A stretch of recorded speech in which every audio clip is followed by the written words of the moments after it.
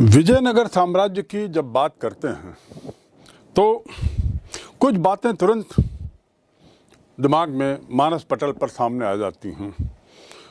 जैसे कृष्णदेव राय स्वयं, उसकी विशिष्ट शासन शैली, विजयनगर का शहर, उसकी विशालता, विराटता, पुर्तगाल से आए हुए यात्रियों के द्वारा दिए गए विवरण और इसके साथ ही उसकी भव्यता, स्थापत्य कला आदि आदि। एक बिंदु और है जिस पर हम सर्वप्रथम बात करें और वह है विजयनगर साम्राज्य की नायक प्रणाली। आखिर ये नायक प्रणाली क्या है? जैसा कि शब्द से स्पष्ट है, नायक यानी नायक यानी कोई ऐसा पद होगा जो एक अधिकारी के स्तर पर होगा, कोई जिम्मेदारी दी गई होगी। और ये बिल्कुल सही है कि नायक प्रणाली बखूबी उसी तरह की प्रणाली थी जिसमें सेना के प्रमुख लोग जो होते थे उन्हें यह पदवी दी जाती थी, उन्हें नायक कहा जाता था। ये सेना के प्रमुख लोग नायक कहलाते थे और इनका मुख्य रूप से शक्ति के माध्यम से बड़ा महत्व था।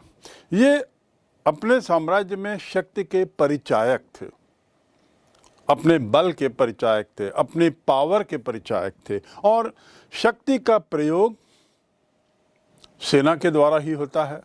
तो ये जो सेना प्रमुख कई थे, इसका मतलब बहुत सारे नायक थे। इनके नायकों के सशस्त्र समर्थक भी होते थे और इस प्रकार एक तरीके से हम कह सकते हैं आज के परिप्रेक्ष्य में बॉडीगार्ड जैसे, तो इनके ये समर्थक होते थे। दूसरा, इन नायकों का जो काम था या जो नायक जो काम करते थे वो थे मुख्य रूप से किलों पर नियंत्रण। ये लोग जो किले थे उसको नियंत्रित करते थे। आगे आपको मालूम होगा कि जो विजयनगर साम्राज्य था उनके किले बड़े विशाल होते थे, दीवारें बहुत लंबी लंबी होती थी। क्यों? क्योंकि किलों के अंदर ही खेत आदि भी होते थे, कृषक भूमि भी किलों के अंदर रहती थी। तो इस पूरी इतनी लंबी सीमा की रक्षा करना, उसको देखना, उसकी सुरक्षा सुनिश्चित करना, ये नायकों का काम था और इस प्रकार उस पर नियंत्रण इनका होता था। दूसरा इनका कार्य था कि जो उपजाऊ भूमि थी उसको घूम घूम कर उसको देखना, अपने सशस्त्र बल के साथ जाना और उपजाऊ भूमि पर नज़र रखना। इस उपजाऊ भूमि पर जब वे लोग जाते थे तो उनके साथ कई किसान भी जुड़ जाते थे जो उन्हें उपजाऊ भूमि के बारे में जानकारी देते थे और या बसाहट के लिए जगहें देखी जाती थी। अनउपजाऊ जमीन हुई तो शायद किसान वहाँ बसने की बात करेगा। तो इस प्रकार नायक जो थे वह किसानों से संपर्क में थे। यद्यपि वे सैनिक प्रमुख हुआ करते थे, शक्ति के परिचायक हुआ करते थे, लेकिन किसानों से बड़े जुड़े हुए थे। इनके बसने की व्यवस्था, किसानों के बसने की व्यवस्था इन नायकों पे ही थी और ये प्रमुख कहलाते थे। अनेक नायक ऐसे निकले जो प्रभु सत्ता को स्वीकार करते थे, यानी विजयनगर साम्राज्य में जो भी शासक थे, उस राज्य में जो भी शासक थे, उनको वो उनके वर्चस्व को स्वीकार करने में उनको कोई हिचक नहीं थी और इस प्रकार वे लोग उसको सर्वोपरि मानते थे और अपने को एक दायरे में रखते हुए एक सैनिक टुकड़ी का मुखिया, प्रमुख ही मानते थे।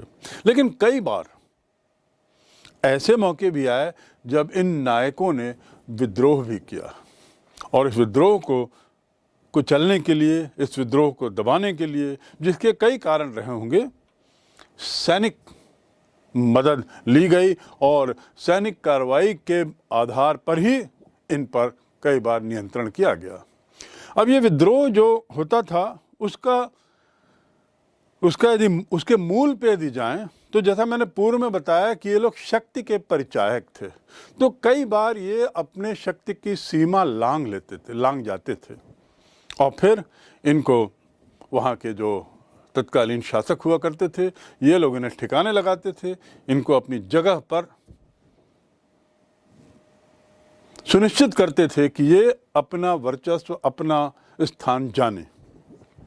9वीं शताब्दी में तुलु वंश के जो शासक कृष्णदेव राय और अच्युत राय थे, इनके शासन काल में भारत की यात्रा करने वाले जो 2 पुर्तगाली विद्वान फर्नाओ नुनीज और डोमिंगो पेइज, इन्होंने नायक संस्था का बड़ा गहन अध्ययन किया है। विजयनगर के अभिलेखों और मैकेंजी की पांडुलिपियों में नायकों का प्रदेश नायकों के रूप में चित्रण किया गया है और इनकी राजनीतिक महत्वाकांक्षाएं कई बार शासकों की महत्वाकांक्षाओं या उद्देश्यों से टकराती थी, ऐसा मैकेंजी की पांडुलिपियों से परिलक्षित होता है। ये इतने ताकतवर थे नायक।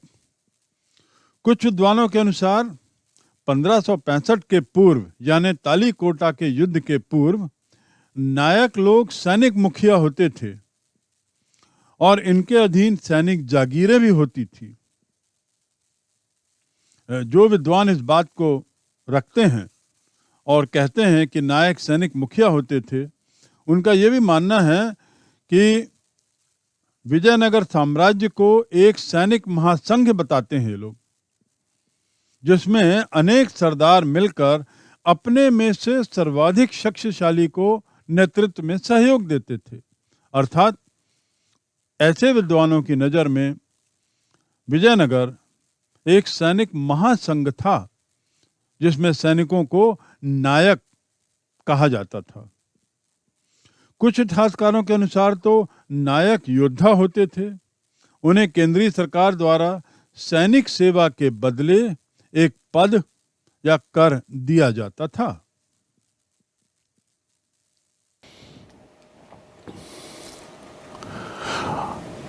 अमर नायक ये इसी प्रणाली का एक हिस्सा थी। अमर नायक जो थे ये व्यवस्था यहाँ के राजनीतिक संगठन की विशेषता थी। जैसा मैंने पूर्व में कहा कि विजयनगर साम्राज्य की कई विशेषताएं हैं जिसके लिए वह साम्राज्य जाना जाता है, उसमें यही नायक, अमर नायक वहाँ की राजनीतिक प्रणाली की विशेषता थी। ये जो अमर नायक जो होते थे ये व्यवस्था राजनीतिक संगठन की विशेषता थी और ऐसा माना जाता है कि उस समय सल्तनत में, दिल्ली में जो सुल्तान लोग शासन कर रहे थे, जिसकी शुरुआत सन 1206 से हुई, उन्होंने जो राजनीतिक व्यवस्था अपनी शासन प्रणाली के लिए अपनाई थी उसे इक्तादारी व्यवस्था कहते हैं। बाद में मुगलों ने उसे ही मनसबदारी व्यवस्था का रूप दिया। तो इन लोगों ने इक्तादारी का रूप जो सल्तनत में दिया था उसे देखा, परखा और उसे ही मोटा मोटा अपनाने का प्रयास किया। तो इस प्रकार हम कह सकते हैं कि अमर नायक राजनीतिक संगठन व्यवस्था ऐसा लगता है मानो वह दिल्ली के सल्तनत के इक्ता व्यवस्था से ले ली गई थी। इसमें ये अधिकारी जो होते थे अमर नायक, इनके लिए एक सुनिश्चित सैनिकों की टुकड़ियां होती थीं, विभिन्न तरह की टुकड़ियां, हाथियों का एक दल, घोड़ों का दल, पैदल सेना के बंदूकधारी भी, आदि आदि। तो इस प्रकार इनकी टुकड़ियां सुनिश्चित थीं और बड़ी टुकड़ी का अमर नायक और बड़ा पद में माना जाता था। दूसरा, भूमि और क्षेत्र जो होता था, पूरा जो विजयनगर का भूमि क्षेत्र आदि था, उसके रख रखाव की व्यवस्था और उसका राजस्व का अधिकार, ये राजस्व का अधिकार अमर नायक का एक महत्वपूर्ण अधिकार था। यानी जो कर कलेक्शन था, कर का जो संचयन था, कर को इकट्ठा करने की जो जिम्मेदारी थी वह इन अमर नायकों की थी। इनके इस कार्य की एवज में जो ये लोग राजस्व कर इकट्ठा करते थे, राजस्व इकट्ठा करते थे और अन्य कई तरीके के कर इकट्ठा करते थे, उसका वो कुछ हिस्सा अपने पास रखते थे। और किस लिए रखते थे? अपने स्वयं की देखभाल के लिए, अपने स्वयं की परवरिश के लिए, और साथ ही जो सैनिक टुकड़ियाँ इनके मातहत थीं उसके रख रखाव, देखभाल और एक तरीके से उसको चलाने के लिए ये कर का एक हिस्सा उनके पास जाता था। ऐसा माना जाता है, ये जो पुर्तगाल से यात्री लोग जो आए थे, इनके विवरण से ऐसा लगता है मानो पूरे साम्राज्य का लगभग 3/4 हिस्सा इन अमर नायकों के बीच में आवंटित था राजस्व कर लेने के लिए। 3/4 हिस्सा इन अमर नायकों को आवंटित था और ये एक बहुत बड़ा हिस्सा उनके पास था। इसके साथ ही अमर नायक किसान, शिल्पकार, व्यापारी, कारीगर, इन लोगों से भी कर वसूली करते थे। भू भाटक के अलावा, भू राजस्व के अलावा इन लोगों से भी कर एकत्रित करते थे। तो मूल रूप से हम कह सकते हैं कि ये अमर नायक मूल रूप से कर एकत्रित करने वाले सैन्य अधिकारी थे और इनका जो मुख्य दायित्व होता था वह ये कर को इकट्ठा करना, उसका कुछ हिस्सा रख लेना, बाकी राजा को देना। इसके अलावा इनका काम था मंदिरों की स्थापना करना, उसके बाद उपहार देना, तालाब नहर आदि का निर्माण करना और उजाड़ भूमि को उपजाऊ बनाने का कार्य भी इनके मातहत था। तो इस प्रकार ये कहा जा सकता है कि अमर नायक शासन प्रणाली का एक बहुत महत्वपूर्ण अंग थे और सामाजिक कल्याण के क्षेत्र में भी उनका दखल था। आखिर नहरें बनाना, मंदिर बनाना, मंदिरों की स्थापना करना, उनको उपहार देना और साथ ही तालाब नहर आदि बनाना, ये सामाजिक कल्याण के काम थे। दूसरी ओर सरकार की तरफ से, शासन की तरफ से, राजा की तरफ से कर इकट्ठा करना और साथ ही सैन्य ताकत भी इनके पास थी। अमर नायक इन सब कार्यों के अलावा और उसकी एवज में राजाओं को सैन्य सहायता भी देते थे। यानी जरूरत पड़ने पर विजयनगर के शासक इन अमर नायकों के माध्यम से उनकी सेना का उपयोग अपने लिए करते थे। तो इस प्रकार जो सेना थी वो विकेंद्रित थी, फैली हुई थी इन अमर नायकों के बीच में और सैन्य शक्ति का मुख्य आधार थी। फैलने के बाद भी ये विजयनगर की ताकत का मुख्य आधार बनी हुई थी। शक्ति का जो प्रदर्शन था वह इसी अमर नायक की फौजों के माध्यम से होता था और पुर्तगाल से आए हुए, इटली से आए हुए निकोलो कॉन्टी, इनके विवरणों से स्पष्ट दिखता है कि यह प्रणाली बखूबी काम कर रही थी। अमर नायक अपनी कार्य पूरी जिम्मेदारी से करते थे और केंद्रीय शासन की जो पकड़ थी, का जो नियंत्रण था, बड़ा कुशल था, बड़ा अच्छा था। राजस्व के कुछ भागों को मंदिरों एवं सिंचाई के साधनों के रख रखाव पर व्यय किया जाता था। यानी सरकार की जो कमाई थी उसका कुछ हिस्सा मंदिर और सिंचाई के लिए भी उसका उपयोग जन कल्याण में किया जाता था। अमर नायक राजा को वार्षिक भेंट देते थे। वे राजा के प्रति अपनी स्वामी भक्ति प्रकट करके उनके लिए उपहारों के साथ स्वयं राजकीय दरबार में उपस्थित होते थे। ये अमर नायक की बात हो रही है। इन अमर नायकों पर कुशल नियंत्रण स्थापित करने के लिए राजा कभी कभी उनका स्थानांतरण भी कर देते थे ताकि ये लोग एक ही क्षेत्र में रहते हुए अपना वर्चस्व विकसित ना कर बैठें और किसी तरीके से राजा की सत्ता को चुनौती न देने लगें। इसीलिए इनके स्थानांतरण भी होते थे। इनमें से अनेक नायकों से 17वीं सदी में अपने स्वतंत्र राज्य स्थापित कर लिए और जिसके परिणाम स्वरूप जो विजयनगर का राजकीय केंद्रीय राजकीय ढांचा था वो तीव्र गति से पतन की ओर अग्रसित हो चला था। इस प्रकार अमर नायक, ये नायक एक तरीके से सत्ता के बहुत सारे केंद्र बन चुके थे और सत्ता का विकेंद्रीकरण इस तरीके से होना ही विजयनगर के साम्राज्य के पतन के कारणों में माना जाता है।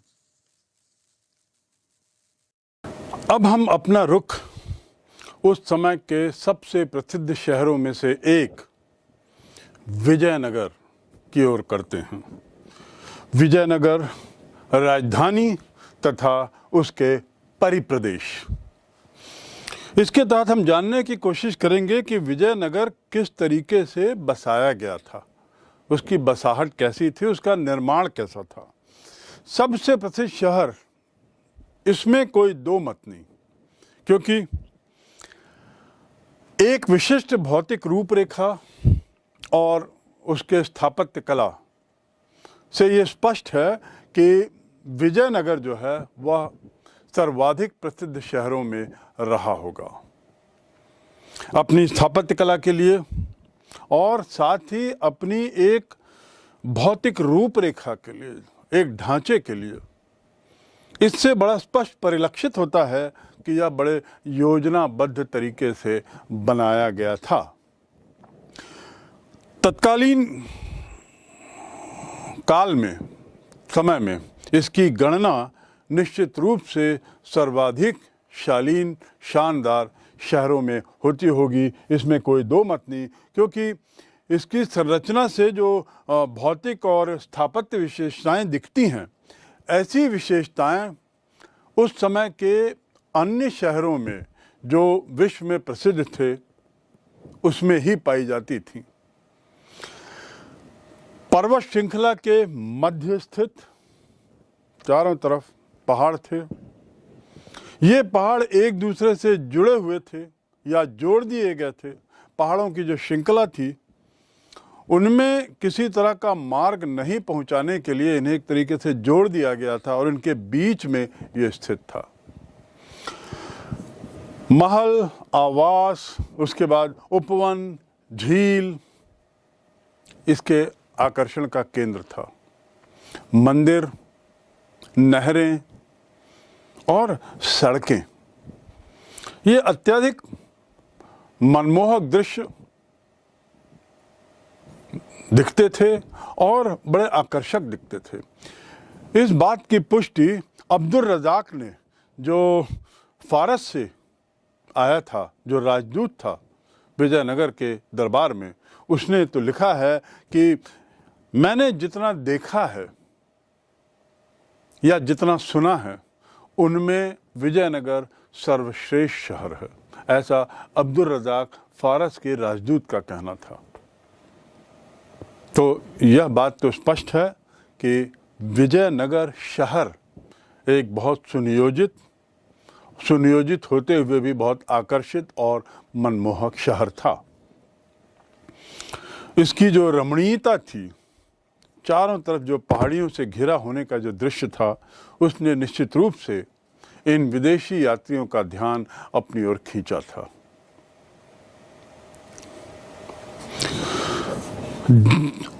अगला बिंदु है जल संपदा।